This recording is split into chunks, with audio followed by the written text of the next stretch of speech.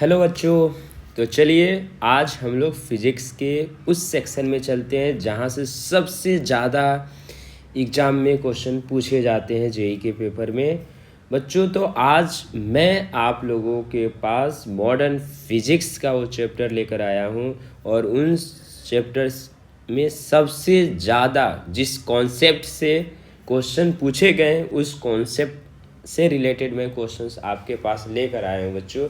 तो वीडियो को अंत तक ज़रूर देखें, ठीक है बच्चों, क्योंकि एक एक क्वेश्चंस जो है बहुत ही ज़्यादा वैल्यूएबल है और इसी से रिलेटेड आपके एग्ज़ाम में क्वेश्चंस आएंगे, ठीक है बच्चों। तो सबसे पहला जो है हमारा क्वेश्चन वो है कि the stopping potential in the content of photo electric effect depends on the following property incident electromagnetic radiation. बच्चों स्टॉपिंग पोटेंशियल की बात हो रही है।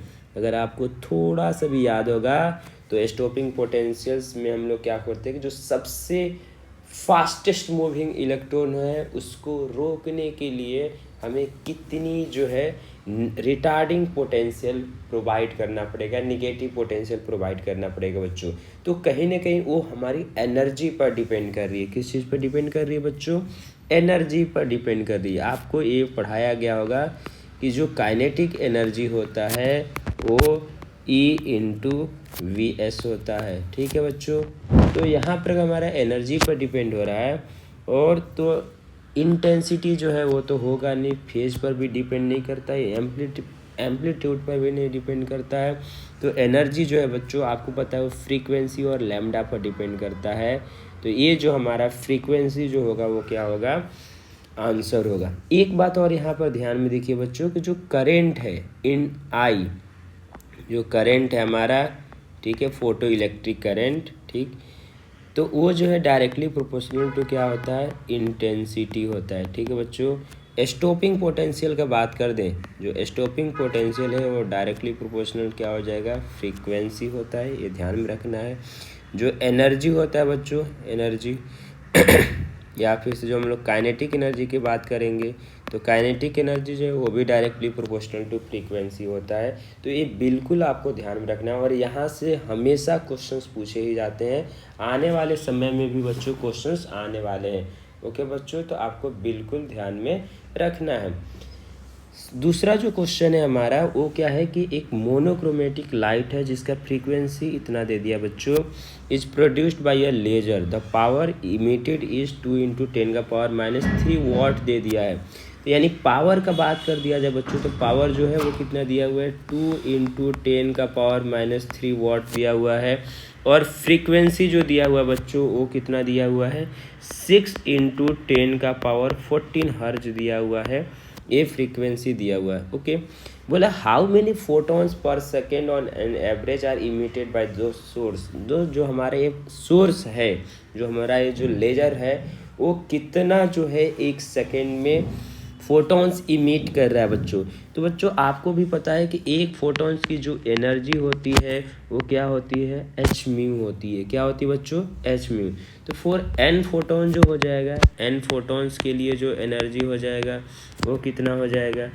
En का बात कर दिया जाए तो n हो जाएगा। और इसको अगर हम लोग क्या कर दें, टाइम से डिवाइड कर देंगे तो पावर आ जाएगा, तो n/2 × h हो गया बच्चों, ओके।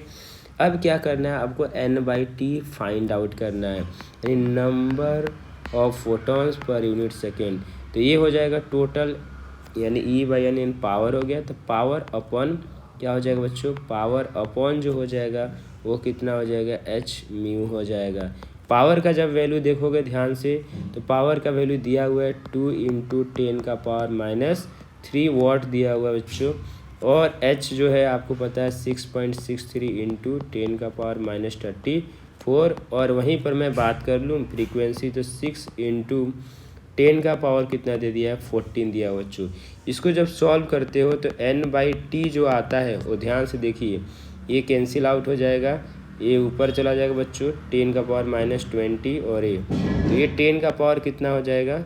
17 बचेगा बच्चों, ओके। और डिवाइड जब करोगे आप तो 6.63 × 3 यानी 19.89 के आसपास में आता है। इसको जब और हम लोग सॉल्व करेंगे तो ये आपको 5 इंटू 10 का पावर अप्रोक्सीमेट वैल्यू आएगा बच्चों 5 इंटू 10 का पावर 15। तो ये अक्सर बच्चे ऐसे क्वेश्चन, ये जो number of photons per second जो पूछा जाता है वो क्वेश्चन छोड़ के आता है। तो बच्चों आपको ध्यान रखना है, बेसिक कॉन्सेप्ट है ये आपका E equal to h mu, और टाइम से डिवाइड कर दोगे तो पावर निकल के चला आएगा और कुछ नहीं। और एक फोटॉन्स का एनर्जी एच म्यू होता है। आपको n नंबर ऑफ फोटॉन्स चाहिए तो n से हमें क्या कर देना है, मल्टीप्लाई करना है। ओके बच्चों, अगला क्वेश्चन जो बार बार पूछा जाता है आपके एग्जाम में, ये क्या है कि for the photo electric effect the maximum kinetic energy of the photoelectrons is plotted against the frequency the incident photons and so on the slope of the graph। slope जो है वो क्या देगा बच्चों, ये क्वेश्चंस आना ही आना है एग्जाम में, किसी न किसी फॉर्म में आएगा, एकदम ध्यान से समझिए। तो एनर्जी जो हम लोग इंसिडेंट करते हैं वो क्या होता है, फाई जो होता है work function plus kinetic energy maximum होता है बच्चों। तो काइनेटिक एनर्जी जो आ जाएगा यहाँ से, काइनेटिक एनर्जी का वैल्यू ये हो जाएगा E माइनस फाइव हो जाएगा। तो काइनेटिक जो एनर्जी आएगा E को हम लोग क्या लिख सकते हैं, एच म्यू माइनस फाइव लिख सकते हैं बच्चों। ठीक, तो यहाँ पर अगर स्लोप का बात किया जाए बच्चों, तो जो अगर आप देखोगे ग्राफ क्या बन रहा है, y is equal to m x plus c बन रहा है, और इनको कंपेयर कर दिया जाए बच्चों तो जो स्लोप है वो क्या है, प्लैंक्स कांस्टेंट है। एक बार नहीं बहुत बार ये क्वेश्चन पूछा गया है। तो आंसर कौन सा हो जाएगा बच्चों, डी हो जाएगा। तो D will be correct answer. Okay, I hope आप लोगों को समझ में आ रही होगी ये चीज़ें। चलिए अगले क्वेश्चन में देखते हैं। जो हमारा नेक्स्ट क्वेश्चन है, थ्रेशोल्ड वेवलेंथ दिया हुआ बच्चों, और जिसका यानी ये लैम्डा नॉट का वैल्यू है कितना दिया है, 2300 एंगस्ट्रम दिया हुआ है। ओके, और if ultraviolet light of wavelength जो दे दिया बच्चों वो कितना दे दिया, 1800, उसका वेवलेंथ लैम्डा का जो वैल्यू दे दिया वो 1800 एंगस्ट्रम दिया हुआ है। Incident on maximum kinetic energy, अभी जो मैंने फार्मूला आपको बताया काइनेटिक एनर्जी मैक्सिमम का जो वैल्यू होता है वो क्या होता है बच्चों, तो ये हो जाएगा आपका E माइनस फाइव, यानी h c by lambda minus h c by lambda naught. तो एच सी हो जाएगा 1/λ माइनस 1/λ नॉट हो जाएगा बच्चों। अब ये ध्यान में रखना है आपको, बहुत चीज़ें जो है, अब H इंटू सी तो ये होगा 12400, ये इलेक्ट्रॉन वोल्ट में देगा। और जब एंगस्ट्रम में रहेगा, when lambda is given in angstrom, तो जब लैम्डा आपको बच्चों किस में दिया हुआ है, एंगस्ट्रम में दिया, तो जब एंगस्ट्रम में दिया हुआ रहेगा तो हमें ये 12400 अप्लाई करना है। समझ में आ रहा है बच्चों। और अगर हमें यहाँ पर वैल्यू पुट कर दें तो 1 कितना, लैम्डा का वैल्यू 1800 माइनस कितना आ जाएगा, 1 जो हो जाएगा बच्चों ये 2300 आएगा। ओके, और आप देखो सॉल्व करने के बाद, सॉल्व करोगे यहाँ पर ये 2 0 से 2 0 कैंसिल आउट हो जाएगा, 124 आ गया। 23 माइनस 18 इन अपॉन हो जाएगा 23 इंटू 18 आ जाएगा। ओके, समझ में आया बात आपको। तो अब आप थोड़ा सा सॉल्व करो इसको, ये आ जाएगा 124 इंटू 5 डिवाइड बाई आ जाएगा 23 इंटू 18। ओके, इसको और थोड़ा हम सॉल्व करेंगे बच्चों, ये हो जाएगा 9, और यहाँ पर हो जाएगा बच्चों ये 112 हो जाएगा। इसको जब आप करते हैं 112 इंटू 5, तो 112 इंटू 5 जो होगा बच्चों देखिए कितना आ जाएगा, 112 इंटू 5। तो 112 इंटू 5 हम लोग करेंगे तो ये जो आ जाएगा ये 500 समथिंग के आसपास में आना चाहिए। कितना आ जाएगा थोड़ा देखिए ध्यान से, तो ये हो जाएगा 560 आ जाएगा अप्रोक्सीमेट वैल्यू, और डिवाइड बाई 23 इंटू 9 आ गया। अब 23 इंटू 9 अब मल्टीप्लाई कीजिए कितना हो जाएगा, 23 इंटू 9 को, तो ये हो गया 560, और डिवाइड बाई 23 इंटू 9, यही आएगा, यही आना चाहिए। 2 0 तो हम लोग कैंसिल आउट कर दिए थे, ये 18 इंटू 23, 18 को कैंसिल आउट करके 9, तो सॉरी 124 था, सॉरी यहाँ पर थोड़ा सा हमें मिस्टेक हमने कर दिया। ये 124 का 2 से कैंसिल आउट करें 62 आएगा बच्चों, 62 आ जाएगा। और 62 को जब हम लोग क्या कर देंगे बच्चों, 62 को मल्टीप्लाई करेंगे 5 से, तो 62 इंटू 5 जो हो जाएगा 310 डिवाइड बाई कितना हो जाएगा, ये हो जाएगा 23.207। तो इसको जब सॉल्व करोगे तो अप्रॉक्सीमेटली आ जाएगा 1.5 इलेक्ट्रॉन वोल्ट। ठीक है, तो HC का इस्तेमाल हमें 12,400 करना है जब एंगस्ट्रॉम में लैम्डा दिया हुआ है। SC इज इक्वल टू 1240 इस्तेमाल करना है जब नैनोमीटर में दिया हुआ। बच्चों ये बहुत ही इम्पोर्टेंट कॉन्सेप्ट है, यहाँ से हर साल क्वेश्चन पूछे जाते हैं, आने वाले समय में भी क्वेश्चंस आने वाले हैं। फिफ्थ क्वेश्चन जो है बच्चों ये दे दिया डी ब्रोगली वेवलेंथ, यहाँ से भी क्वेश्चन आता है। प्रोटॉन दे दिया है और अल्फा पार्टिकल, लैम्डा और टू। तो बच्चों प्रोटॉन का जो मास लिखेंगे हम लोग m लिख देते हैं, तो अल्फा पार्टिकल का जो मास हो जाएगा वो क्या हो जाएगा बच्चों 4 टाइम्स होता है, 4m होता है। The ratio of velocity of proton and alpha particle will be, तो लैम्डा 1 और लैम्डा 2 दे दिया बच्चों, तो lambda divide by 2 lambda. Okay बच्चों, तो यहाँ पर हम लोग क्या लिखेंगे लैम्डा, तो लैम्डा जो होता है h/√2m/ke होता है। तो मास और काइनेटिक एनर्जी के बारे में हम लोग बात करने वाले हैं बच्चों। तो हम लोग यहाँ से क्या लिखेंगे अंडर रूट जो है हम लोग बच्चों 2m, और यहाँ से हो जाएगा हमारा 2m alpha into kinetic energy into alpha, ठीक है, के अल्फ़ा, और divide by 2m proton into kinetic energy proton. ये क्या हो जाएगा हमारा कैंसिल आउट हो जाएगा, लैम्डा तो 1/4 आएगा। ये हो जाएगा m अल्फ़ा के alpha divide by MP KP आ जाएगा, राइट, ये आएगा यहाँ से।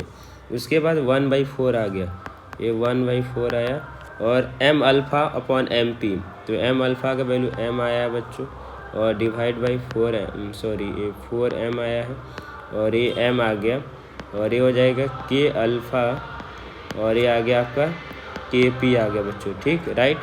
ये m और m कैंसिल आउट हो गया, तो k अल्फ़ा अपॉन KP जो आ गया ये 1 क्या आ गया 1 ध्यान से समझिए, एकदम समझना जरूरी है। 1 क्या आ गया बच्चों 16 आ गया, कितना आ गया बच्चों 1/60। ये काइनेटिक एनर्जी का रेशियो आया। अब हमें क्या निकालना है, अब हमें निकालना है ये k अल्फ़ा बाई KP। अब थोड़ा ध्यान से समझिए, k अल्फ़ा बाई KP आ गया, इसको 1/2m हम लिखेंगे, 1/2m या तो हमें, हाँ ठीक है, 1/2m, और मास हो गया, वेलोसिटी हम लोग v, ये हो जाएगा alpha square divide by 4m लिख देता हूँ, 1/2 इंटू m इंटू v हो जाएगा, प्रोटॉन का स्क्वायर इज इक्वल टू 1/16 हो गया, 1/2m क्या हो जाएगा कैंसिल आउट हो जाएगा, ये हो जाएगा, तो 1v alpha divide by vp का whole square is equal to 1/64 इन, तो ये आता है बच्चों v alpha by vp is equal to 1/8, यानी vp बाई v अल्फ़ा जो आ जाएगा वो 8:1 आएगा बच्चों। इसको जल्दी किया जा सकता था, lambda is equal to h/p होता है, तो m इंटू वी से हम लोग कर सकते हैं, मैंने थोड़ा सा इसको कॉम्प्लिकेटेड बना दिया। ओके, तो आप यहाँ से कर सकते हो बच्चों, ठीक है। तो ये ध्यान में रखना है कि इसका जो आंसर आएगा 8:1, यानी D will be correct answer. देखिए अगला क्वेश्चन दे दिया बच्चों कि a particular hydrogen like an ion the radiation of energy, इतना दे दिया frequency when it makes transition from N2 to N1, फिर बोल रहा है कि N3 जो N1 में जाएगा। तो इस टाइप का जब भी क्वेश्चन आए ना बच्चों, आपको रेशियो से सॉल्व करना है। किस चीज़ से सॉल्व करना है, रेशियो से सॉल्व करना है। तो आपको मैं सिखा देता हूँ, E जो होता है E1/E2 जो हो जाएगा वो डायरेक्ट इज इक्वल टू क्या हो जाएगा, E1/E2 इज इक्वल टू μ1/μ2 हो जाएगा, ये ध्यान में रखना है। μ1/μ2 is equal to 1/n1 square minus 1/n2 square. First case में 1/n1 डैश n1 डैश का स्क्वायर माइनस 1/n2 डैश का स्क्वायर हो जाएगा, ठीक है। अब v1/v2 कीजिए आप, तो ये आ जाएगा 3 × 10 का पावर 15 डिवाइड बाई μ2 आ गया बच्चों। 1/n1 square minus 1/n2 square करोगे तो 1 - 1 क्या आ जाएगा 4 डिवाइड बाई 1 - 1 क्या आ जाएगा बच्चों 9 आ जाएगा, ठीक है। अब थोड़ा ध्यान से समझिए, ये हो जाएगा 3/4 डिवाइड बाई हो जाएगा बच्चों 8/9 हो जाएगा, राइट। अब यहाँ पर देखो ये हो जाएगा आपका 27 डिवाइड बाई कितना 32 हो जाएगा। अब इसको आप क्या कर सकते हो बच्चों, 9 टाइम्स में कैंसिल आउट हो जाएगा। किस टाइम में कैंसिल आउट हो गया, 9 time. Mu 2 is equal to आ गया हमारा 32/9 इंटू 10 का पावर 15। तो ये म्यू 2 आ गया वैल्यू। ओके, तो म्यू 2 का जो वैल्यू आ जाएगा यहाँ पर इतना आ गया 32/9 इंटू 10 का पावर 15। तो यहाँ से x जो आ जाएगा वो कितना आ जाएगा, 32 आ जाएगा। करेक्ट, तो ये आंसर आने वाला है। तो अच्छा क्वेश्चन था, आपको ध्यान में रखना है। यहाँ से क्वेश्चन आते ही आते हैं, ये फिक्स्ड है, यहाँ से क्वेश्चन आएगा बच्चों। तो मैं वही क्वेश्चन करा रहा हूँ जो आपके एग्जाम में आने वाला है बच्चों। अगला जो क्वेश्चन है हमारा ये है कि a particle of mass m moves in a circular orbit in a central potential field. बच्चों ये दे दिया यू का जो वैल्यू दे दिया u0 इंटू आर का पावर 4 दे दिया। Force quantisation condition are applied. तो बोल रहा है कि radii of possible are n vary with n का पावर 1/अल्फा। तो बच्चों इसके लिए कुछ नहीं करना, सबसे पहले फोर्स निकालो। फोर्स का जो वैल्यू होता है -du/dr होता है बच्चों। तो जब इसको डिफ्रेंशिएट करोगे तो -4u0 इंटू आर का पावर 3 हो जाएगा। ठीक, दूसरा चीज़ आप जानते हो कि mvr is equal to NH/2 pi होता है बच्चों। तो v इज इक्वल टू कितना हो जाएगा, NH/2 पाई m और r हो जाएगा। राइट, अब हम लोग क्या कर देंगे, f is equal to mv²/r हो जाएगा, -4v0r³ होगा। राइट, तो ये हो गया हमारा m बाई और m हो गया बाई r हो गया। v का स्क्वायर कीजिए, n² हो जाएगा, h² हो जाएगा upon 4π² m² r² is equal to -4v0r³ हो गया। राइट, तो ये आ जाएगा।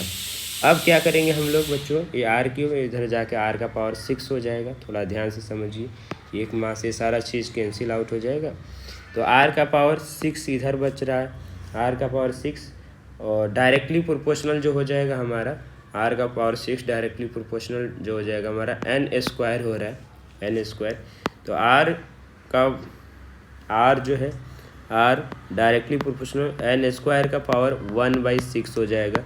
ये देखो ध्यान से, ये r है, ये r² है, दोनों जाकर मल्टीप्लाई, इधर r का पावर 6 में प्रोपोर्शनलिटी आपको स्मार्ट तरीके से काम करना है बच्चों।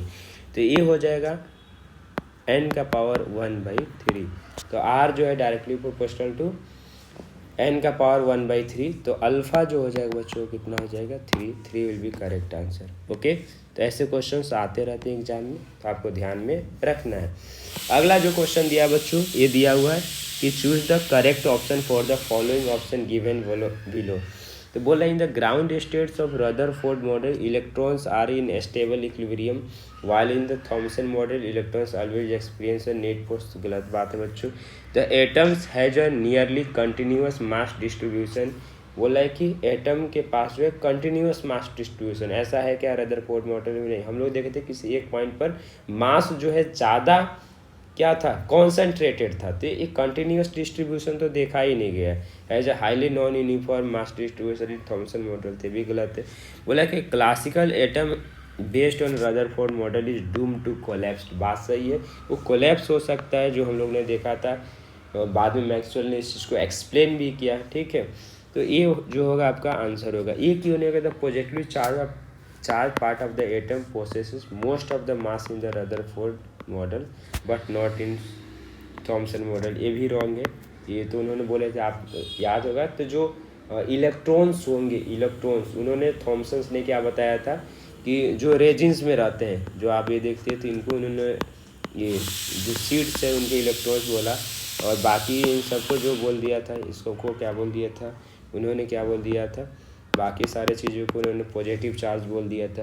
ओके, तो ये सारा चीज़ आपको ध्यान में रखना है।